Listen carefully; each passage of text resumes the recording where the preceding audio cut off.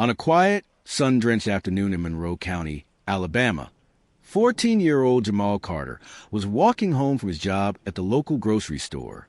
The walk was nearly 3 miles long, cutting through fields, abandoned gas stations, and stretches of land that hadn't changed in decades. His sneakers were frayed at the edges, the soles almost smooth from wear. But to Jamal, the road was familiar, and so was the weight of responsibility. He didn't have much.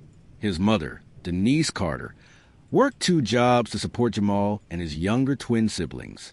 His father had left when he was 7, and Jamal had long since stepped into the role of man of the house. He didn't complain. That wasn't the Carter way.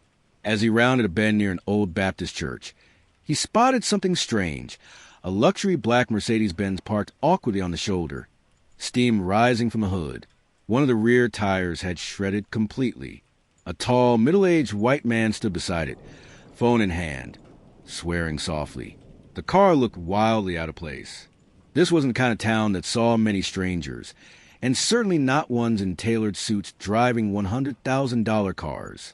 Jamal could have walked by. Some might say he should have, but his mother had always told him, "You help when you can, baby," whether they're rich, poor, or anything in between. So he approached cautiously. "Excuse me, sir. You need some help?" The man looked up, surprised. He was sweating, clearly frustrated. His name was Richard Hanover, and he had been en route to a private retreat in northern Florida. A GPS mistake and a dead signal had landed him on the back roads of Monroe County. And now, a blown tire and a useless spare had left him stranded. He eyed Jamal with uncertainty at first. But something about the boy's steady eyes, his polite tone, made him pause. "You know how to change a tire?" Jamal gave a small shrug. "Yes, sir.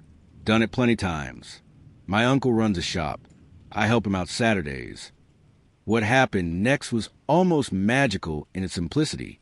With nothing more than a rusted jack on the trunk, an old tire iron in Jamal's practice hands, the boy had the tire off in minutes. But when they tried inflating the spare, it hissed flat. Jamal didn't flinch. He pulled out a small hand pump from his backpack, one he used for his bicycle, and knelt down, inflating it inch by inch. The sun beat down on them.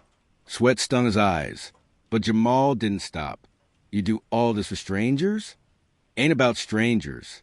It's about doing what's right." Richard reached for his wallet and pulled out a crisp $100 bill. "Here, at least let me give you something." "No, sir. I'm good." And just like that, he turned and walked away. No name, no Instagram handle, no phone number. Just a boy on a dirt road who did what he thought was right. But Jamal didn't know who Richard Hanover truly was, or what that moment would set in motion. 2 weeks passed. Life continued as usual. Jamal stocked shelves at the store, helped his mom with bills, and tutored his little siblings every night. He hadn't thought much of the stranger on the road, until the knock came. A black Cadillac Escalade pulled up in front of their modest home. Out stepped Richard Hanover, this time in a sharp navy suit. He smiled as Denise Carter answered the door, confusion written on her face. "Ma'am, I think your son may have saved me." The conversation that followed left Denise in tears. Richard was the CEO of Hontech, a major software company based in Atlanta. He had built his wealth from scratch, but never forgot the value of humility.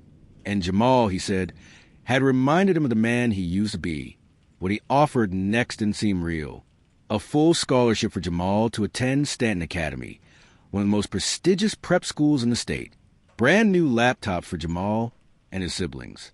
A job for Denise, working remotely for Hontech's community outreach division with health benefits. Jamal stood there, silent, his eyes wide, his fists clenched at his sides, unsure if he should believe what was happening. But it was real. At Stanton, Jamal didn't just survive. He thrived. He became president of the robotics club, won state science competitions, created a mobile app that helped low-income families find affordable groceries in real time. And every month, like clockwork, Richard Hanover would visit, sometimes as a mentor, other times just to listen. Jamal had never known a father figure, but now he had something close. He didn't just give me money. He gave me time. He saw me. That mattered more.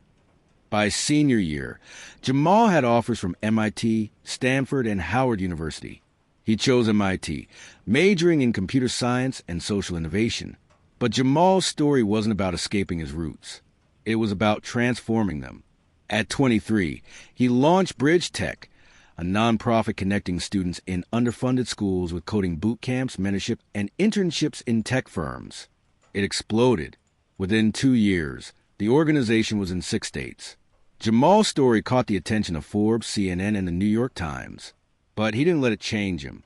Every year, he returned to Monroe County to give talks at local schools. And each time, he told the same story. Not about Hanover's money, but about that day on the road. I didn't help that man because I thought it had changed my life. I helped him because someone had to. We wait too long for miracles, when sometimes we are the miracle. We just don't know it yet. The audience rose to their feet. And in the front row, Richard Hanover, older now, a little slower, a little grayer, clapped through tears.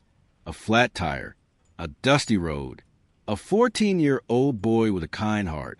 Jamal Carter never asked for recognition, but what he gave in time, sweat, and sincerity returned him in ways he never imagined.